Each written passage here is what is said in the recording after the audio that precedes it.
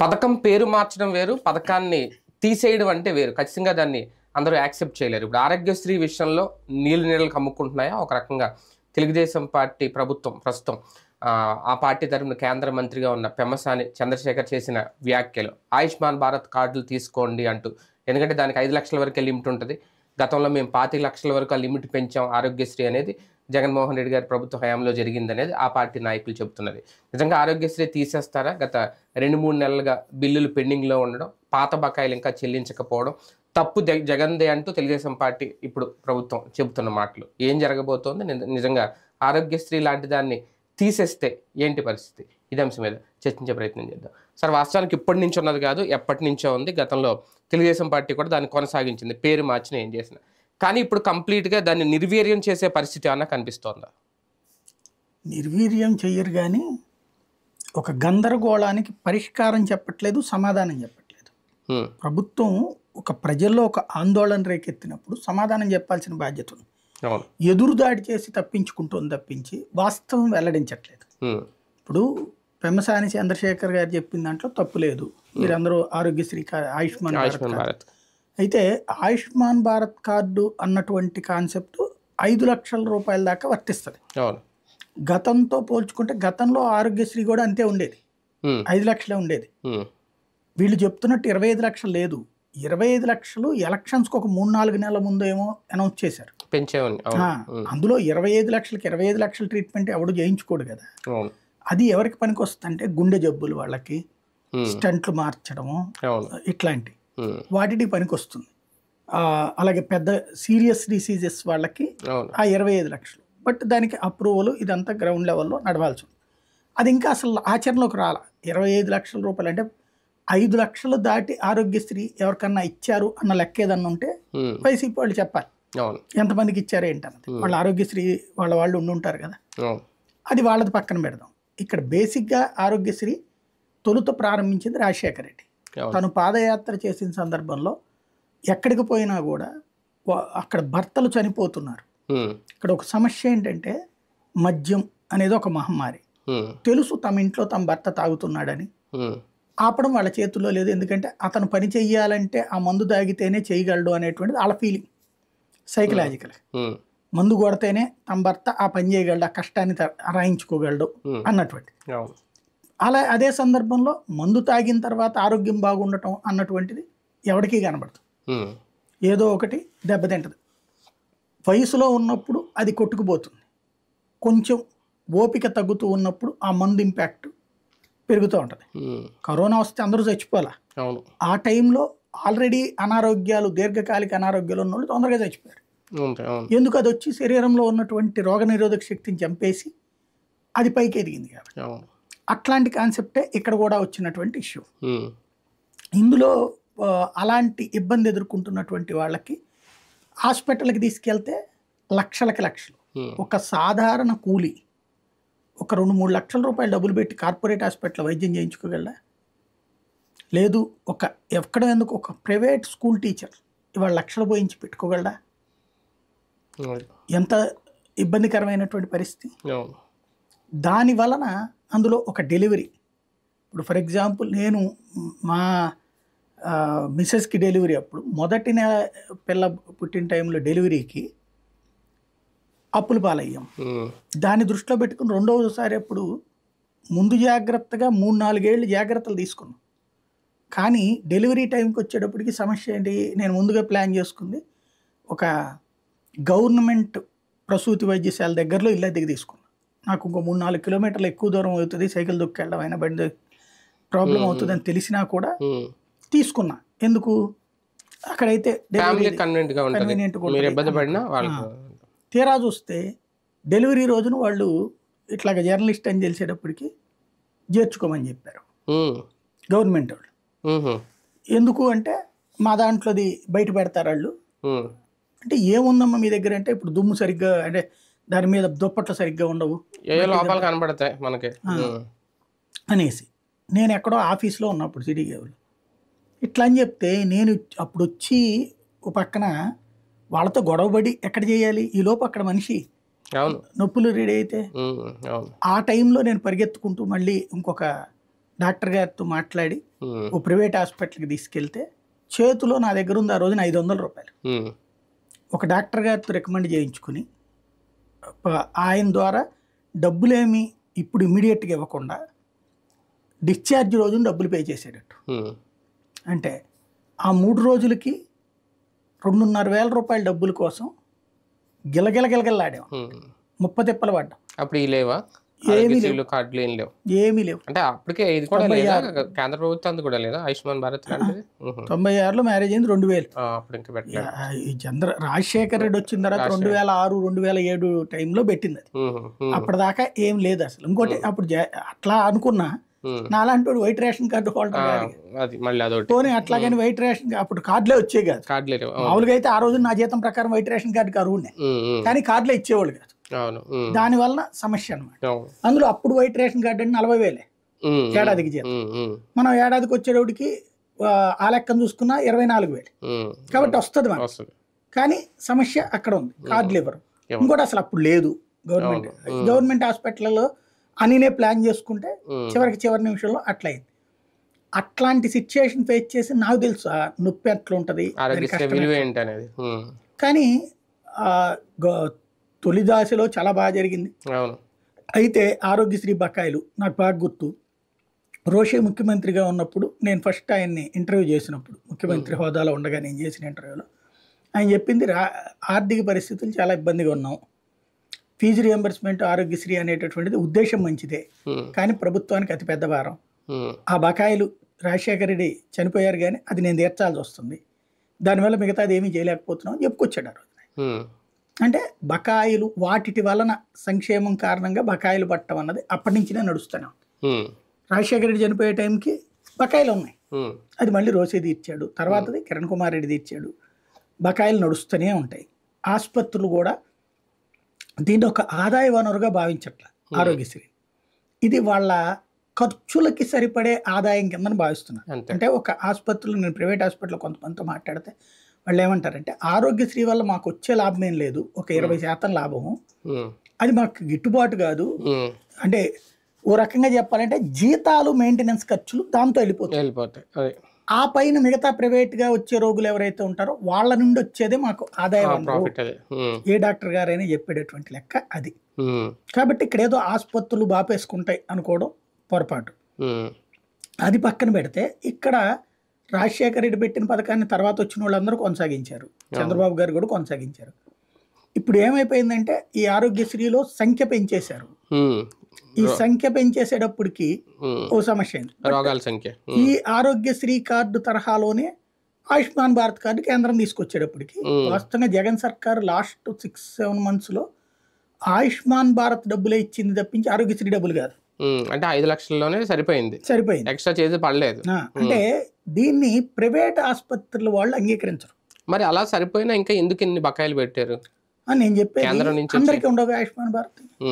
ఆయుష్మాన్ భారత్ అందరికి లేవు కార్డులు, ఉన్నట్టు వాళ్ళకి. జగన్ గనక మళ్ళీ కంటిన్యూ గెలిచుంటే మాక్సిమం అందరికి ఆయుష్మాన్ ఇప్పించేవాడు. 100కి 40 మందికో 50 మందికో ఆయుష్మాన్ భారత్ వెళ్ళిపోయేసి ఆ మిగతా వాళ్ళకి వరకు అతను భరించేవాడు. ఇప్పుడు రేషన్లో ఎట్లయితే అతను 85 లక్షల కేంద్రంలో మిగతా అతను భరించాడు, ఇది కూడా తను అట్లా భరించి ఉండేవాడు. అట్లాగా ఆ ఆయుష్మాన్ భారత్ని మాత్రం హాస్పిటల్ వాళ్ళు నిరాకరించడం వల్ల ఈయన ఆగాడు జగన్. ఈ ట్రిప్ వస్తే కంటిన్యూ చేయించాడు, ఆడ నెత్తిన ప్రెషర్ పెట్టాను. ఎందుకు అంటే నేను ఆసుపత్రి వాళ్ళతో మాట్లాడితే అనేది ఏంటంటే అసలు ఆరోగ్యశ్రీలోనే 22 ఏళ్ల క్రితం అప్పుడు రాజశేఖర రెడ్డి టైంలో పెట్టిన 2006 నాటి విధానం రేట్లు ఎప్పుడైతే ఫిక్స్ చేశారో డెలివరీలకు కానీ వేటికైనా అదే రేట్ ఇప్పటికీ ఇస్తున్నారు. అదే ఒక సమస్య. అంటే అంతకంటే ఇంకో 10% తక్కువ వీళ్ళది ఆయుష్మాన్ భారత్. కాబట్టి అది ప్రైవేట్ వాళ్ళు అంగీకరించట్లా. అంటే కేంద్రం కూడా బకాయిలు పెడుతుందా ఆసుపత్రులకి? డబ్బులు బకాయిల వల్ల కాదు, అది టైంకి ఇచ్చేస్తుంది కేంద్రం. సమస్యల లాభం ఆరోగ్యశ్రీ ద్వారా 100కి 20 రూపాయలు లాభం వస్తాట. దీంట్లో 10 రూపాయలే లాభం వస్తుంది. ఆయుష్మాన్ భారత్ 10 రూపాయలు, 20 రూపాయల లాభానికే మేము మా వల్ల కావట్లేదని మెయింటెనెన్స్ అనుకుంటుంటే కార్పొరేట్ ఆసుపత్రులు కదా ఇవన్నీ. 10 రూపాయల లాభానికి ఎట్లా చేస్తామంటారు వాళ్ళు కార్పొరేట్ ఆసుపత్రులు. కానీ అసలు ఆయుష్మాన్ భారత్ ఉద్దేశం వేరు. చాలా మంచి కాన్సెప్ట్ ఏంటంటే అది, ఇప్పుడు ఆరోగ్యశ్రీ దానికి 100 పడకల ఆసుపత్రి అయితే యాక్సెప్టబుల్. ఆయుష్మాన్ భారత్కి అట్లా కాదు, 10 పడకలు ఉన్నా అలౌడ్. చిన్న చిన్న ఆసుపత్రులు కూడా దాంట్లోకి తీసుకోవచ్చు. అది సరిగ్గా మేనేజ్ చేసుకోవాలి, అది కుదరట్లేదు. అంటే ఇప్పుడు Ayushman Bharat card Aarogyasri card separate అంతే, సంబంధం లేదు. కానీ అది తీసుకున్న వాళ్ళకి ఇంక ఇది ఎలిజిబిలిటీ ఉండదా? 2 కార్డులు తీసుకోవచ్చా? 2 కార్డులు తీసుకోవచ్చు లెక్క ప్రకారం. అయితే ఈ ఆరోగ్యశ్రీ ఇవ్వకపోయినా ఇదైతే బెటర్ కదా మీకు తీసుకోండి అని పెమసా అని చెప్పింది, మంచి ఉద్దేశంతో చెప్పాడు. అంటే ఆరోగ్యశ్రీకి వెళ్ళాక ఇప్పుడు ఏమవుతుంది, హాస్పిటల్కి వెళ్ళాక వాళ్ళు ఇవ్వట్లేదు అనేది వద్దంటున్నారు. చాలా చోట్ల జరుగుతున్నది ఏంటంటే గ్రౌండ్ లెవెల్లో నేను కనుక్కున్నటువంటిది, మీది ఆరోగ్యశ్రీ కిందకి వర్తిస్తుంది అని చెప్తారమ్మా, కానీ డబ్బులు మాకు రావు కాబట్టి మేము చేయలేము. లేదా ఓ పని చేయండి, మీరు డబ్బులు కట్టేయండి, ఆరోగ్యశ్రీకి మీరు అప్లై చేసుకోండి, ఓకే చేసుకుని మాకు డబ్బులు మాత్రం కట్టేయండి. కట్టేసేసి ఆ డబ్బులు వచ్చినప్పుడు మీరు తీసుకెళ్ళండి, లేదంటే మాత్రం మేము చేయలేం అని చేతులు ఎత్తేస్తున్నారు. దాంతో కొన్ని చోట్ల ఆ రూట్లో సాగుతున్నాయి. డబ్బులు ఉన్నటువంటి వాళ్ళ చేయగలుగుతారు, మామూలు పేదలు ఎక్కడి నుంచి చేయగలుగుతారు? అంటే కేంద్ర మంత్రి హోదాలో ఆయుష్మాన్ భారత్ తీసుకోండి అని ఆయన చెప్పాడు, కేంద్ర మంత్రి కాబట్టి. రాష్ట్ర ఎంపీ హోదాలో చూసినప్పుడు ఆరోగ్యశ్రీ మీద క్లారిటీ లేకుండా అది చెప్పడం ఏంటి అని. అందులో ఆరోగ్యశ్రీ గురించి ఆయన అన్నాడు, ఆరోగ్యశ్రీ బిల్లులు బకాయిలు పెండింగ్ లో ఉన్నాయి ఇవన్నీ. అందులో ఇంకోటి, అతను ఆ ప్లానరే, ఇది ఆయన అమెరికాలో ఆయన వ్యాపారమే అది. ఆయన చేసేది మెడికల్ కి సంబంధించినటువంటి ఈ సిస్టమ్. కాబట్టి అతని ఉద్దేశం ఆయనది ఇన్సూరెన్స్ ను ప్రోత్సహించడం. ఇప్పుడు దీనికల్లా ఒకటే పరిష్కారం, రాష్ట్రంలో ఇప్పుడు ఇది గ్రూప్ ఇన్సూరెన్స్లు ఎట్లా తీశారు వీళ్ళకి, చచ్చిపోతే ఎట్లా అనేది, అట్లాగే హెల్త్ ఇన్సూరెన్స్ రాష్ట్ర వ్యాప్తంగా గ్రూప్ హెల్త్ ఇన్సూరెన్స్లు కాదు కానీ ఇండివిజువల్ హెల్త్ ఇన్సూరెన్స్ ప్రభుత్వం ఇన్సూరెన్స్ కంపెనీలతో మాట్లాడుకుని చెయ్యాలి. పబ్లిక్ నుంచి ఇప్పుడు నేనున్నాను, 2, 3 హెల్త్ ఇన్సూరెన్స్లు కట్టా, ఇక దాంతో ప్రభుత్వాన్ని నేను అడగను. అయినా ఓ విచిత్రం ఎట్లా ఉంటుందంటే, హెల్త్ ఇన్సూరెన్స్ కార్డు తీసుకున్నాక మనం కరెక్ట్గా ఆ ట్రీట్మెంట్ టైంకి వచ్చేటప్పటికి అది లేదని, లేదంటే కనుక దాంట్లో ఆ తేడా ఉందో ఈ తేడా ఉందని ప్రైవేట్ కంపెనీల వాళ్ళు మోసం చేస్తుంటారు, ఇసుకిస్తూ ఉంటారు. అదే గవర్నమెంట్ ఇన్వాల్వ్ అయితే ఇక మోసగించడానికి వీలుండదు. హెల్త్ ఇన్సూరెన్స్ గవర్నమెంట్ లింకప్ అయ్యి నువ్వు 10,000 కట్టు ప్రతి మధ్య తరగతి, ప్రతి లేబర్కి ఒక 5,000 రూపాయలు. ఇప్పుడు ఆరోగ్యశ్రీకి ఎంత అవుతుందో అదే డబ్బుల్ని గనక ప్రతి ఒక్కళ్ళ పేరున హెల్త్ ఇన్సూరెన్స్ పాలసీ తీస్తే గోల్డ్ అంత లాభం జనానికి. కానీ అంత డబ్బులు పెడతదా ప్రభుత్వం? అంటే బీమా వైపుకి తీసుకెళ్ళిపోయి ఆరోగ్యశ్రీ భారాన్ని తగ్గించుకునే ఆలోచన కూడా ఇప్పుడు మీరు అన్నట్టు ఓకే ఇలా పెడితే కాన్సెప్ట్ మంచిదే, అదే ఆలోచిస్తుందా రాష్ట్ర ప్రభుత్వం కూడా? అది కనుక జరిగితే ఇంకా ఆరోగ్యశ్రీ అనేది పక్క వెళ్ళిపోద్ది. ఆయన మొన్న చెప్పినప్పుడు ఎలక్షన్ అప్పుడు హామీ ఇచ్చింది 25 లక్షల దాకా హెల్త్ ఇన్సూరెన్స్ కడతాను మీ పేరు మీద అన్నారు. అవును, అది వెయిట్ చేస్తుంటే అసలు ఉన్నదే పోతుంది ఇక్కడ. అవును, ఆరోగ్యశ్రీ హెల్త్ ఇన్సూరెన్స్ అంటే అప్పుడు రాష్ట్ర ప్రభుత్వం మీద భారం ఉండదు కదా, మీరన్నట్టు థర్డ్ పార్టీ ప్రైవేట్ ఇన్సూరెన్స్ కంపెనీలకి కుదరదు కదా. అప్పుడు పబ్లిక్ కట్టుకోగలుగుతారా? అంటే దానికి 25 లక్షలు అంటే 25 లక్షలు కట్టక్కర్లేదు కదా, దానికి వీళ్ళ పాలసీ ఎంత ఉంటుంది. నా దగ్గర 10 లక్షల రూపాయలు అంటే ఏడాదికి 50,000 కడుతున్నాను. 50,000 రూపాయలు కడుతున్నప్పుడు జనానికి కనీసం 25,000 అవుతుందిగా. రాష్ట్ర ప్రభుత్వం 12,500 కట్టుకోవాలిగా. 1,60,00,000 మంది ఉన్నారు, 1,00,00,000 మందికి కట్టాల్సి వస్తుంది. 1,00,00,000 మందికి తలా ఒక 10,000 రూపాయలు అనుకోండి, 10,000 కోట్లు అవుతుందిగా. కానీ అది సింగిల్ టర్మ్ అంటే ఏడాది వాళ్ళ ప్రభుత్వం కట్టదు కదా. పోనీ 5 ఏళ్ళు అనుకుందాం, 5 ఏళ్ళకి ఎంతో కడతారు, 5 ఏళ్ళు ఆ బీమా వర్తిస్తుంది. ఇంకోటి దాంట్లో సరిగ్గా ఇన్సూరెన్స్ కంపెనీలతో అయితే 1+1 ఆఫర్లు కూడా ఉన్నాయి. అంటే 2 ఏళ్లకి 10,000 అని ఇట్లాంటివి కూడా ఉన్నాయి. చేయగలిగితే బాగానే ఉంటది కంపెనీ, ప్రభుత్వం చేయగలిగితే. ఇప్పుడు దీనికి ఎంత అవుతుందని లెక్కేసుకుని ఆరోగ్యశ్రీకి నేను వింటున్నది ఏంటంటే ఏడాదికి ఇన్ని 100 కోట్ల వరకే ఇస్తాం, అంతకు మించి మేము చెయ్యలేము. ఒక ఆయుష్మాన్ భారత్ నుంచి 300 కోట్లు, ఆరోగ్యశ్రీ నుంచి ఒక 700 కోట్లు ఇస్తాం ఏడాది, 1000 కోట్లలోనే చెయ్యండి అని చెప్తారు అన్నటువంటి. ఎందుకంటే ఈ సిస్టమ్ వచ్చాక అవసరం ఉన్నా లేకపోయినా చేస్తూనే బోల్డ్ ఉన్నాయి ఆపరేషన్. ప్రైవేట్ హాస్పిటల్స్ కొన్ని హాస్పిటల్ డబ్బుల కోసం కొన్నేంటి చాలా వరకు అదే చేస్తున్నారు. ఇప్పుడు డెలివరీ ఉమ్. నార్మల్ డెలివరీ కంటే కూడా సిజేరియన్ సిజేరియన్ ఎందుకు చేస్తున్నారంటే ఈ డబ్బులు ఎక్కువ డబ్బుల వస్తున్నాయి. కోసం అంతే అట్లాగే గర్భసంచి ఆపరేషన్స్ చేసేస్తున్నారు చేసేస్తాం. ఎందుకంటే ఈ డబ్బులు వస్తున్నాయి అవును. కాబట్టి అట్లాంటి అడిషనల్ గా చేసేటటువంటి తగ్గుతాయి. అవును అవును. దీన్ని అడ్డు పెట్టుకుని సంపాదించుకునే తగ్గుతాయి. బీమా వైపు తీసుకెళ్ళినా లేదు ఆయుష్మాన్ భారత్ కార్డులు తీసుకోండి అన్న అది ఓకే, అది ఏం జరుగుద్ది అనేది నెక్స్ట్. కానీ ఇప్పుడు ఉన్న బకాయిల సంగతి ఏంటి? ఈ 2-3 నెలలుగా కూడా చెల్లించట్లేదు, పూర్తిగా సేవలు నిలిచిపోయిన పరిస్థితి ఆరోగ్యశ్రీలు. ఇంక దీనికి పరిష్కారం లేదా? నిలిచిపోవడం ఏం జరగలేదు, జరుగుతూనే ఉన్నాయి.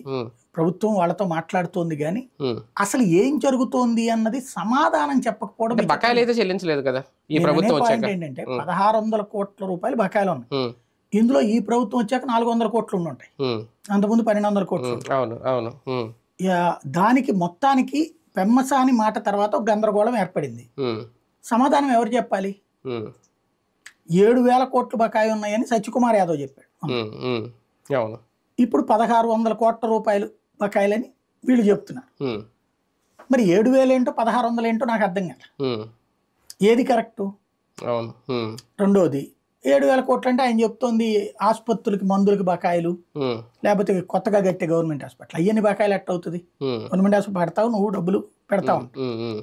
మెయిన్ పాయింట్ ఆరోగ్యశ్రీకి సంబంధించి సత్యకుమార్ యాదవ్ అన్న చెప్పాలి మీడియా ముందుకు వచ్చి, ఆరోగ్యశ్రీ ఎవరు తీయట్లేదు అని. ఆరోగ్యశ్రీ చైర్మన్ అన్న చెప్పాలి. ఇదివరకు ఇట్లాంటి వాటికి వాళ్ళు వెంటనే రియాక్ట్ అయ్యి సమాధానం చెప్పేవాళ్ళు. దాని మీద పొద్దునుంచి మధ్యాహ్నం లోపు సాయంత్రం లోపు క్లారిటీ వచ్చేది. అప్పట్లో దాన్నే తప్పుపట్టినటువంటి వాళ్ళు వీళ్ళు అసలు 3-4 రోజుల నుంచి నోరు మీద పట్ల. కానీ ఆరోగ్యశ్రీ మీద 5 ఏళ్ల పాటు జగన్ హయాంలో ఎటువంటి గందరగోళం రాలేదు. ఆరోగ్యశ్రీ కూడా నడిచింది, ఆరోగ్యశ్రీ ద్వారా వైద్యం కూడా చేయించుకున్నారు. కానీ నెల రోజుల్లోనే ఇంత గందరగోళం, జగన్ లేని లోటు కనిపిస్తుందని అనుకోవాలా? విద్యా వైద్యానికే మొదటి ప్రాధాన్యత పెద్దపేట అందంలో ఈ ప్రభుత్వం వైఫల్యం చెందింది అనుకోవాలా? ఇక్కడ జగన్ హయాంలో కూడా గందరగోళం జరిగింది. ఆరోగ్యశ్రీకి సంబంధించిన ఆశా ఆసుపత్రుల కమిటీ అంటే ఏదైతే ఆరోగ్యశ్రీ ఆసుపత్రుల కమిటీ మొత్తాన్ని కలిపి ఆశా అనేది పెట్టారు పేరు. వాళ్ళు లాస్ట్ 1.5 year నుంచి చాలా గొడవలు చేశారు. ప్రతి 1.5-2 నెలలకు ఒకసారి మేము నిలిపేస్తామంటాం, చివరి 48 గంటల ముందు ఉందనగా మళ్ళాంటి వాళ్ళని డిబేట్లు పెట్టడం, ఆ తర్వాత మళ్ళీ ప్రభుత్వం స్పందించి ఆరోగ్యశ్రీ వాళ్ళు స్పందించి ఒక 50 కోట్లు అంటే జగన్ మీద ఒత్తిడి తెస్తే 100 కోట్లు 200 కోట్లు రిలీజ్ చేయడం, వాళ్ళకి 1 కోటి రూపాయలు బాకీ ఉంటే 10 లక్షలు రిలీజ్ చేయడం, మళ్ళీ కొనసాగిస్తా ఉండటం, ఇట్లా సాగింది. వాళ్ళ కమిషన్ పెంచాలనే డిమాండ్ అయితే అలాగే ఉంది, దాన్ని నెరవేర్చలేదు. దానికి రేషన్ డీలర్లది ఇది ఆ సమస్య అట్లాగే ఉంది. దాంట్లో ప్రభుత్వ అధికారుల ఉద్దేశం ఎట్లా ఉంటదంటే కమిషన్ అంటారు, ఆల్రెడీ వీళ్ళు అవసరం లేనివి కూడా చేస్తున్నారు అనేటువంటి లెక్కల్లో వాళ్ళు ఉంటారు. ఎవరికి వాళ్ళు ఎవరి లెక్కలు వాళ్ళకుంటాయి బేసిక్ గా. కాబట్టి దాని విషయం పక్కన పెడితే ఇప్పుడు మెయిన్ దానికి వచ్చేటప్పటికి ఆరోగ్యశ్రీ దాని మీద ఇంత అస్పష్టత ఉంటే నోరు మెదపకపోవడం అన్నటువంటిది విచిత్రం. అదే కదా. ఇప్పుడు నిన్న పార్థసారథి గారు మాట్లాడాడు, విడుదల రోజున బకాయిలు చెప్పి పెట్టాడు, మీ వాడిని అడుగు అంటారు. అదే కదా. ఇప్పుడు జగన్మోహన్ రెడ్డి పెట్టాడు, చంద్రబాబు పెట్టిన బకాయిలని తీర్చలేదా జగన్ వచ్చి వచ్చినట్టు? లేదా వాళ్ళు కోర్టులకు వెళ్ళలేదా? మరి చంద్రబాబు హయాంలో కూడా బకాయిలు ఉన్నాయి కదా. లేకపోతే ఇప్పుడు ఎట్లా ఉండాలంటే వచ్చేటప్పుడు డబ్బులు సంచులు పట్టుకుని వచ్చి ఏ ప్రభుత్వం అయినా దిగిపోయేటప్పుడు అన్ని బిల్లులు కట్టేసేసి వెళ్ళిపోవాలన్నమాట.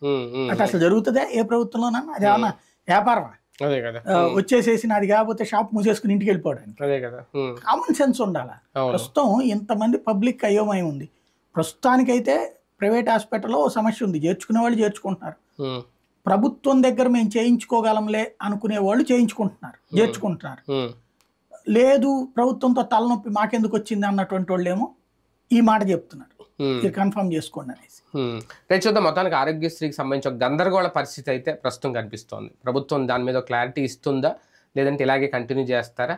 ఇలాగే కంటిన్యూ అయితే ఆరోగ్యశ్రీ అనేది ఇంకా నిర్వీర్యం అయిపోద్దా అనే భయం అయితే ప్రజల్లో కనిపిస్తుంది. దానికైతే ఖచ్చితంగా క్లారిటీ ఇవ్వాలి.